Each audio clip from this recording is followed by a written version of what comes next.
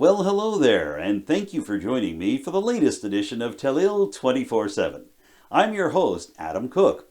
On this week's show, we ask the question, should Port Hawkesbury spend more on mowing and mulching equipment to assist in the town's beautification efforts? We'll hear the discussion from the town council table later in the show. You're also going to find out what the Department of Finance for Nova Scotia thinks about the financial situation for Richmond Municipal Council, as we hear a little bit of tape from the Committee of the Whole meeting that took place earlier this month. But we begin with the latest on the COVID-19 climate here in Nova Scotia. Cases are up provincially and nationally. Medical facilities across the province are now requiring those that enter doctors' offices, hospitals, and other such facilities to wear masks when they go in.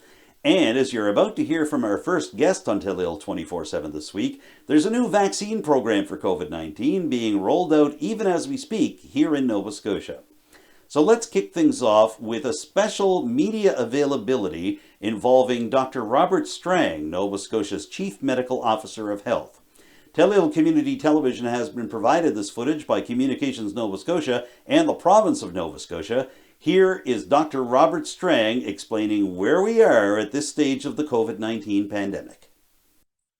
While we had very low levels of COVID throughout the summer, Nova Scotia is seeing an increase in COVID activity over the past few weeks. As part of this, we are seeing more long-term care COVID outbreaks, but most of these outbreaks are small and severe outcomes have been limited. Long-term care facilities are communicating with visitors and families about the action being taken at each facility to manage these outbreaks. So please be mindful when you're going to visit loved ones in a long-term care facility, as they are very vulnerable, and follow the directions from each individual facility. We're also seeing some increases in hospitalizations, but these numbers are significantly lower than previously seen in other pandemic waves. Like the rest of the country, we are seeing the latest COVID strains, but nothing unusual has been detected. And it's important that people understand that these strains are well protected by the new monovalent COVID-19 vaccines that have recently been licensed in Canada. We are seeing some early signs of respiratory syncytial virus, RSV, but we often see a small increase in September. And it's usually not until the later fall, winter where we see significant increases in RSV. And as expected, we're not yet detecting any significant influenza across the province. We expect that both these viruses will start to appear as usual in late fall, early winter. We often look to the Southern Hemisphere to anticipate seasonal patterns. In their recent winter, they saw their typical rates of influenza and modest increases in COVID-19 activity, with infection rates much lower than during the height of the pandemic. This is reassuring, though it's still certainly far too early to know exactly how things will play out here in Nova Scotia. But again, some reassuring signs of what we saw in the Southern Hemisphere.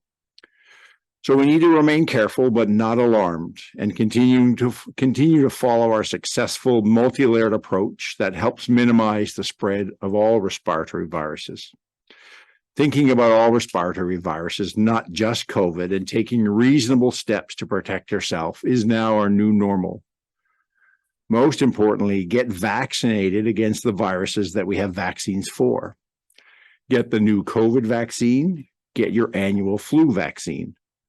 And I'm pleased to say that all Nova Scotians age 65 and older can now receive the high-dose flu vaccine for free, not just those living in long-term care facilities. Getting vaccinated is one of the best ways to prevent severe illness, and it's most important for older people, the very young, pregnant people, and those with significant chronic health conditions.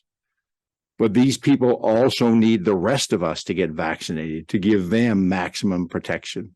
As you've heard me say many times, getting vaccinated is not just about ourselves, but it's about protecting those around us who may be at increased risk, and we may or may not know that they're at increased risk.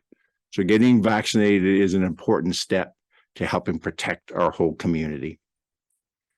We know that there's been low uptake of the COVID vaccine boosters, both in the fall of 2022 and spring 2023. And that low uptake was even in higher risk groups. So for many people, including those at higher risk, it may be up to a year since they last had their dose of COVID vaccine. So it's very important that people get both their flu vaccine and their COVID vaccine this fall. And that leads me to our vaccine plan. Throughout the month of October, Nova Scotia is expecting shipments of both influenza and COVID-19 vaccines. Over 300 pharmacies across the province will post vaccine appointments online as soon as they are available. And there's a website that people can go to book their appointment, and I'll have dates in a moment. And that's novascotia.ca/vaccination. And we'll also have a 1-833 vaccine booking line that we're working through some technical issues, and will be up and running after Thanksgiving. Let me reassure you that these are not like Taylor Swift tickets. Over the course of the next few months, there will be enough appointments and vaccines available for everyone who wants one.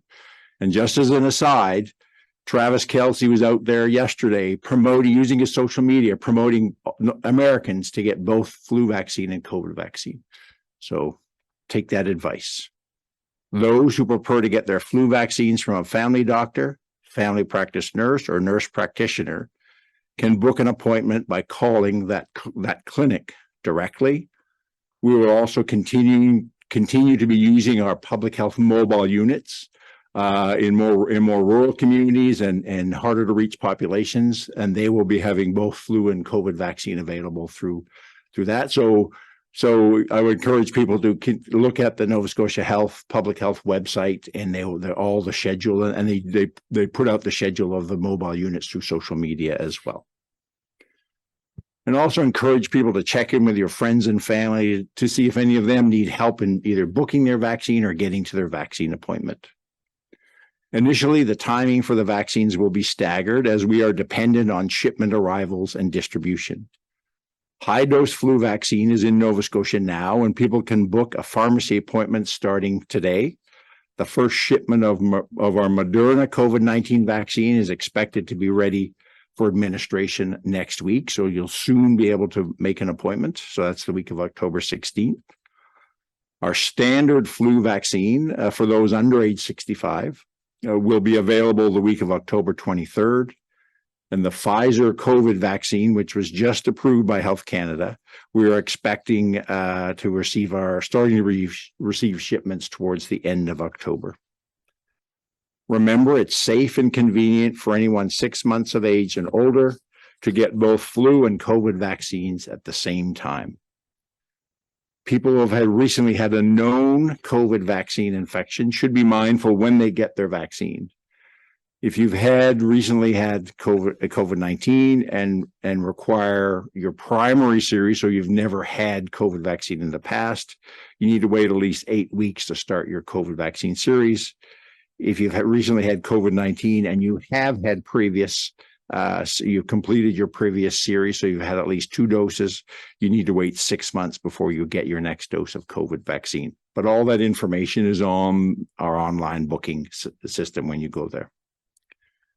Along with vaccines, we learned many healthy habits during the pandemic, and we need to make sure that these habits are a priority to protect ourselves and those around us. Most importantly, stay home if you're sick with cold or flu-like symptoms, if at all possible. If this is not possible, it is extremely important that you wear a surgical or N95 mask and avoid close contact with people, especially people that are at increased risk of severe disease when you have to be out and about. If you're sick, don't go to optional activities and don't visit someone who's very young, very old, or has underlying poor health. Don't go to a hospital. Don't go to a long-term care facility to visit. For others, wearing a mask in indoor spaces remains a choice based on your age and health, the location you're in, and the age and health of those around you. We know that healthcare facilities and some other organizations and businesses may have their own requirements on mask wearing. And I'll anticipate the question, and I know that our healthcare system, our health authorities are actively looking at their masking policies this week. Also ask people to continue to practice good and frequent hand washing and cough and sneeze etiquette. So that means cough in the trough or sneeze in the sleeve.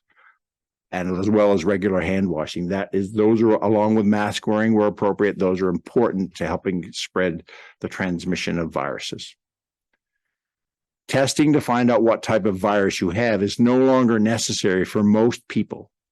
But if you're elderly and or have severe chronic illness, especially if you have not had all your COVID vaccines, then you may be eligible for early COVID treatment and should do a rapid or PCR COVID test as soon as possible if you develop cold or flu-like symptoms.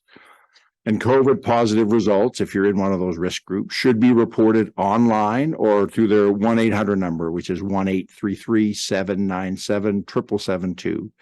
And that reports to the Nova Scotia Report and Support Program. They then do an assessment and will let you know if you're eligible for early treatment with antiviral medications against COVID.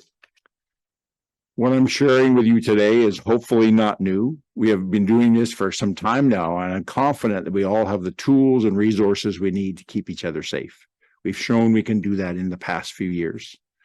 So continue to enjoy the beautiful fall weather, be active and social, but be careful and kind. Thank you. Thank you, Dr. Strang. We'll start in the room with questions. Go ahead. There are any? The COVID vaccine, when it originally came out, had a significant uptake. Do you anticipate that people will continue to get the vaccine? I know we talk about fatigue when it comes to COVID protocol and things like that. So what is your expectation for the uptake of the vaccine? Well, I'm certainly hopeful that we'll have better uptake when we've had the last few doses. I think there has been some fatigue, but I can't stress enough that we have a lot of people that it's probably been at least a year since they've had a COVID vaccine. So getting both your COVID vaccine as well as your flu vaccine is really important for all Nova Scotians, but especially for those who are at increased risk based on their age, very young or over 65, underlying health conditions. If you're pregnant, it's really important, but also a stress for everybody to get vaccinated, because by getting vaccinated, we're not just protecting ourselves, we're protecting others around us, because we're vaccinated, we're less likely to get infected, and therefore we're less likely to be able to transmit these viruses. So it's critically important for this fall to protect each other, to minimize impact on our very strained healthcare system, that we have high uptake of both vaccines. I know you kind of touched on it, but I wonder if you can get into it in a little more detail. The masking requirement, that's what everybody wonders. What do you recommend going into the fall? And are you actually considering perhaps reinstating a mask mandate, say, in hospitals and long-term care homes? So I'll ask that last part. So it's the requirements for masking within healthcare facilities are actually the responsibility of the health authorities and long-term care facilities. I do know from some emails, even this morning, that certainly the health authorities are actively looking at their masking policies right now and how they might respond to increased circulation of viruses. For the general public, we're not anticipating at all that we would go back to masking mandates. Right now, given the amount of virus we have around, what I outlined is that people should consider, based on the assessment of their own health, where they're going to be, number of people around, whether it's indoors versus outdoors, who they might be around, people at high risk, whether they want to wear a mask or not. But again, where it's really most important to wear a mask is if you have cold and flu symptoms and you cannot stay at home till you're feeling better, then it's critically important at those times that people wear a mask. Can you talk more about the level of COVID in community now? Anecdotally, we're certainly hearing about a rise. I know you mentioned a bit off the top, but also the level of COVID in the community, and then the delay, I guess, until the next vaccine booking availability. Do you have concern in that even 2-week window? So we know we have an increase in COVID activity, but you remember where we're at. We're coming from very, very low activity. So even a modest increase, we're still at relatively low levels, far less than we've had in previous waves of the pandemic. So that's why I say don't be alarmed. We need to take where we're at now with COVID and anticipating RSV and flu, take it seriously, take the appropriate precautions, but we don't need to be alarmed about this. We have the tools to manage this. I'm not concerned about the delay in the vaccine. We're getting the vaccine into people's arms as soon as we're able to. And it's most important that we actually use the latest vaccine, the new monovalent vaccine, and even if it takes us a couple of weeks to get it out there, because that vaccine will give better protection against the circulating strains than the vaccine we've had or in the past few months. What would you say to someone who might not have paid sick time and say they're ill? What's the advice there? Well, that's always an issue that I'm concerned about, and I would ask employers to really try to accommodate. And it's not just for respiratory viruses; for people who are sick, we need to find ways to support people so that they're not having to come to work when they're sick with whatever type of illness they have.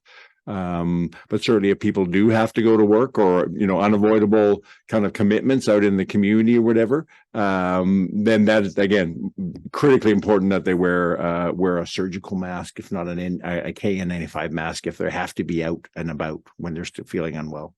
You mentioned outbreaks in long-term care homes. Do you know how many residents would be affected by that? And is the department doing any kind of vaccine efforts like in long-term care homes, or is that left up to long-term care? Each of the homes, that we do collect that data. Most of the outbreaks have been very low numbers, single digit kind of thing. We're not seeing substantively, very, very low numbers in terms of more severe illness happening in terms of hospitalization. So that is an indication that there is still good protection because we've had very high uptake of all of the doses of vaccine in long-term care. We will be rolling out both influenza and the monovalent COVID vaccine as a priority going out to our long-term care facilities in the next, starting in the next week or so. What kind of activity would we need to see to return to masks? And is that even likely this time around? So in terms of if we get significant, I would say where we're likely to end up with public health saying we recommend people wear masks in indoor public places would likely be the scenario where we enter our flu season, where we have significant flu activity, RSV activity, and COVID activity. That may or may not happen. The type of virus activity now, I would say, doesn't require that strong recommendation from public health.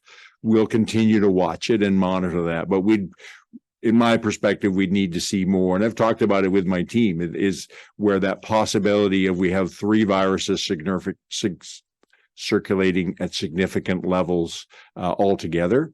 That is not what they saw in the Southern Hemisphere. So again, not 100% predictive, but it's somewhat reassuring. So we will continue to monitor closely. Friday, we'll be releasing our first respiratory watch for the month of October. It'll be out every 2 weeks, and then we move to weekly. So that is our tool that we use to look at that data, and then how we report publicly about where we're at with respiratory virus activity in the province. What's the status of an RSV vaccine? So there is a single RSV vaccine available there's a few more coming down the pipeline. We know that the National Advisory Committee on Immunization is going to be doing their review of both for the very young and the very old of RSV vaccines in 2024. And we'll await the recommendations as we do with all vaccines from NACI before we look at how we might implement a publicly funded program for that for the RSV vaccines. Can people get an RSV vaccine by paying for it in the There province? is one. I don't know how available it is privately, through pharmacies, but they'd have to talk with their individual pharmacist about that.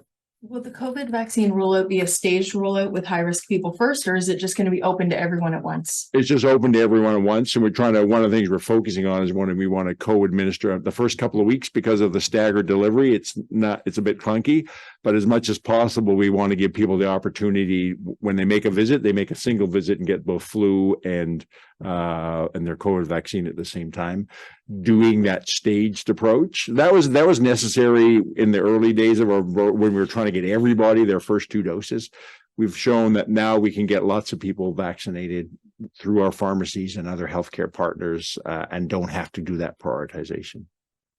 Dr. Strang, a simple yes or no for this one. Are you yourself getting vaccinated with the newest round of available flu and COVID shots? That's an absolute yes. Thank you. My follow-up is, given the infection control value of masking, what's your understanding as to the rationale for not applying this practice over the last period of time for patients, visitors, and staff in hospitals, particularly in common areas and emergency departments? I mean, it's really based on the epidemiology, and we had very low circulating levels of COVID. We had no influenza, no RSV. So there's limited value of having, full required masking in healthcare facilities.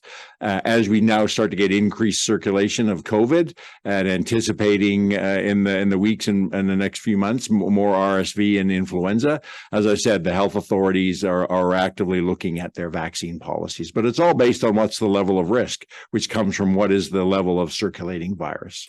How important is the partnership with pharmacies and other health partners in getting these vaccines to Nova Scotians, Dr. Strang? Critically important. We've always relied on our partnership with physicians, and then started to build in, our pharmacies to deliver annual flu vaccines.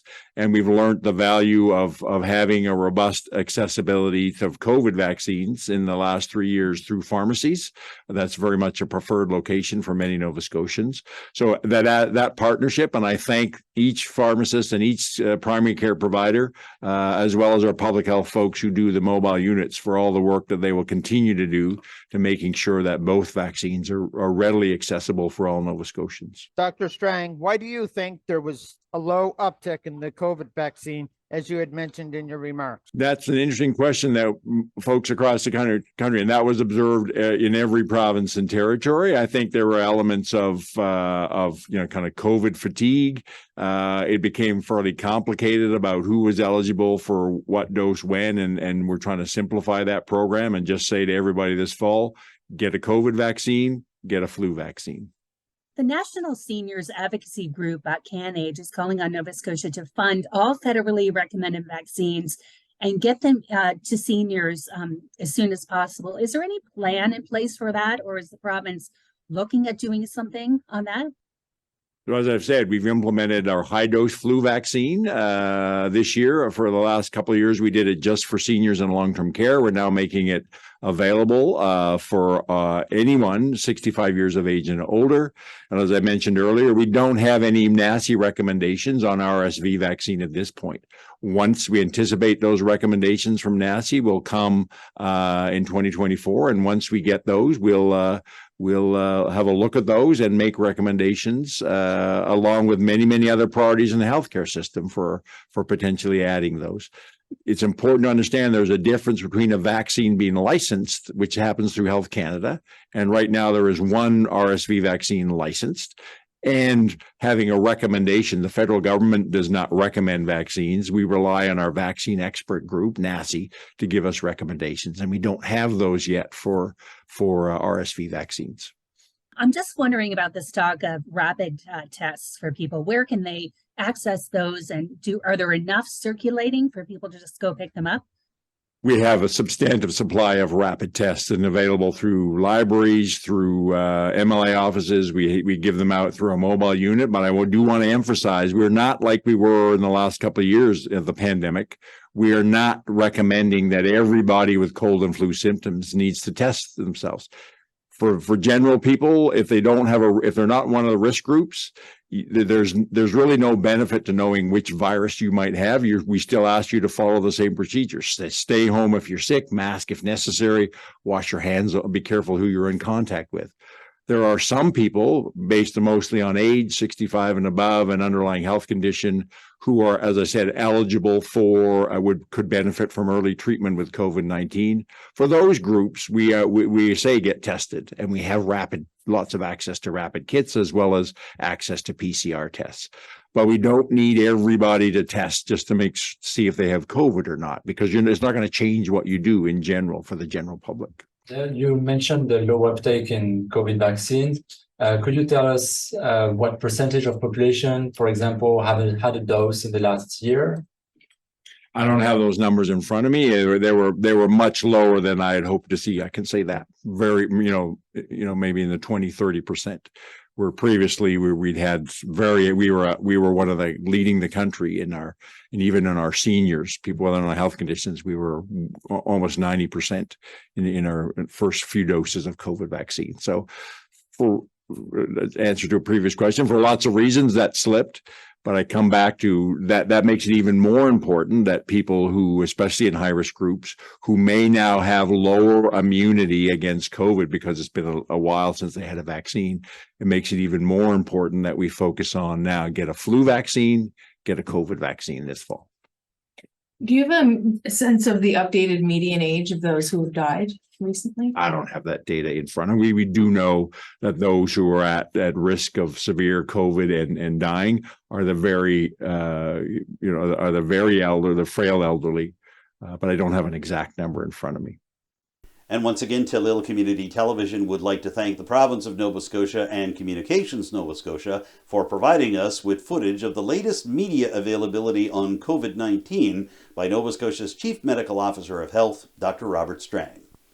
Right now, let's shift our focus to Richmond Municipal Council and specifically how Council seems to be doing in managing its finances. Every year, Nova Scotia's Finance Department issues report cards to municipalities across the province detailing what the department feels is working in an individual municipality in terms of budget issues and what might need some repair. And a draft version of that report card for Richmond County recently landed in the hands of officials with the municipality. Just like a traffic light, green indicates that the county is doing well, yellow indicates an area where there's some good performance, but there could be room to improve, and red, of course, is like a red flag that warns the council that something could be going wrong. Well, we're going to hear how Richmond Council did in this footage from the October meeting of Council's Committee of the Whole. And in addition to the items presented on the draft report card from the Finance Department, you're also going to hear from a municipal councillor who feels that the report card points out a concern that he's had about uncollected taxes pretty much since he was elected 3 years ago. So, here's that footage from Richmond Council's Committee of the Whole and some highlights of the draft report card from Nova Scotia's Department of Finance on how Richmond is doing managing its budget issues. We do have the 2021-2022 draft financial condition indicators from the Department of Municipal Affairs, and I think that's been brought forward as a result of a question we got last week, a question period. I did drop that off to the resident in question that asked that question, so he does have that information. As you can see, greens across the board with the exception of two, and the uncollected taxes is going in the right direction. And again, this is a lagging indicator from the work that's already been done. It dropped from 19 something the previous year down to 16, so this shows that we're heading in the right direction, which is great. We're hoping that the next time this one comes out, we're close to the yellow, and then we'll just keep working on that. And thanks to the folks in the Finance Department, especially Clinton, the work that he's been doing on that file for us. And then the 3-year change in the tax base is, again, that's the change from a couple of years ago, and it just takes time to go, right? So all in all, pretty good report card. Like you said, CEO, it's going in the right direction. So we're at a low risk, so it's a pretty good report card. Again, the uncollected taxes, it's good to see it's going in the right direction. So that was the only red situation. And the tax base, is that like a decline in the population? Is that what that is, or? I believe that was related to the tax change in Point Upper, was it? Or I can't.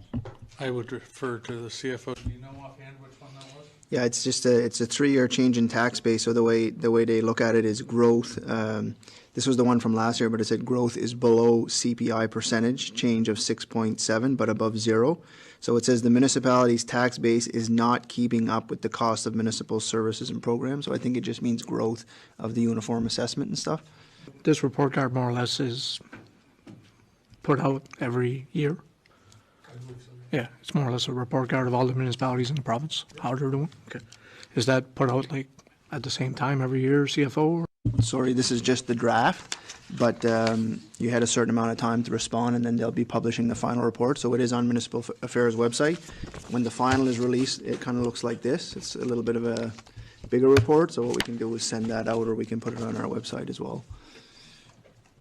Yeah, I think that would be great to put it on the website and make it public, yeah, for sure. Yeah. Thank you. I love looking at the report card. The only thing that bothers me looking at it, and it did from day one when I ran, was the uncollected tax list. So I think it's something that I hope we are pushing really strong again, but I do know that you know, when we brought it in at the beginning and we started looking at the pieces of property that were taxes were not being collected. I do know of many that are out there still not being collected. So again, I don't know how we go about it, whether we have our taxation officer go piece for piece or we do a land overlay with somebody. But again, I really think that we have to go from one end of Richmond County to the other, and that seems, I'm pretty sure that's what closed the gap, because we're talking several $100,000 the first time they've done the assessment, or the first time that they come back with the. So, Councillor, I think the tax sales, we increased from 1 to 2 tax sales a year, and that's going to make probably a huge impact on that too. So, but maybe that's a conversation we can have if you're thinking there might be, maybe that's a brainstorm you'd have with the CAO, and we can figure out a way forward. Yeah, okay. Well, this is the time of year where we tend to put our lawnmowers away for the fall and the winter. However, lawn mowing is still a hot topic at Port Hawkesbury's Town Council table, especially among councillors who are concerned that mowing and mulching efforts carried out in prominent parts of the town over the spring and summer haven't yielded the high-quality results found in other municipalities. It came up at the latest regular monthly meeting of Port Hawkesbury Town Council that took place earlier in October. So we're going to share some footage from that Town Council meeting and a little bit of background as to how this issue came to a head earlier this fall. As the summer wound down and council meetings got underway again in Port Hawkesbury in September, some town councillors had some issues about the success rate for the town's mowing, mulching, and overall beautification programs. At the time, councillors were trying to determine whether they should spend thousands of taxpayer dollars on attachments to or outright replacement of Port Hawkesbury's mowing and mulching machines. And like the grass that several town councillors insist hasn't been properly mowed in several prominent parts of town this summer, the issue arose again at the October regular meeting of Port Hawkesbury Town Council. Councillor Mark McIver suggested that the town should consider purchasing equipment similar to that used in Pictou County. He compared the effectiveness of mowing and beautification efforts in New Glasgow to the struggles experienced in Port Hawkesbury. Councillor Jason O'Coin said he was willing to support the purchase of new equipment. He added that it appears that the private contractors hired by the town to handle Port Hawkesbury's needs in this regard may be coming up short. However, CAO Terry Doyle pointed out that the proposed new equipment could cost upwards of $50,000. That led Port Hawkesbury's Director of Finance, Aaron McKechnie, to caution against authorizing such a large equipment purchase outside of the town's regular budget process in the winter and the early spring. In the meantime, Deputy Mayor Hughie McDougall insisted that town councillors are bound by an amendment to a motion made on the issue in mid-August. The motion called for the equipment purchase, but the amendment called for town staff to examine all possible options before town council made the final decision. And with the CAO proposing that he would like the town's public works staff to make their case before council makes a formal move, all councillors decided to stick to the original motion and amendment. So once again, Port Hawkesbury's equipment purchase issue has snarled up council's efforts to mow down the problem. We'll see if things get evened up later this fall. And there you have it. That wraps up this week's edition of Telile 24/7. Thank you for tuning in, and thank you once again to Communications Nova Scotia and the Province of Nova Scotia for providing the footage from the recent media availability involving Dr. Robert Strang, Nova Scotia's Chief Medical Officer of Health. If you have any thoughts about what you've seen over the past little while on Telile 24/7, or just some suggestions for future editions of the show, I'd love to hear them. You can contact me directly using the phone number 902-625-8863, or you can reach me by email with the address adamjrcook, cook with an E, @gmail.com. You can also contact Telile Community Television directly with your comments or suggestions. The station phone number in Arichat is 902-226-1928, and the best email address to use is telile@telile.tv.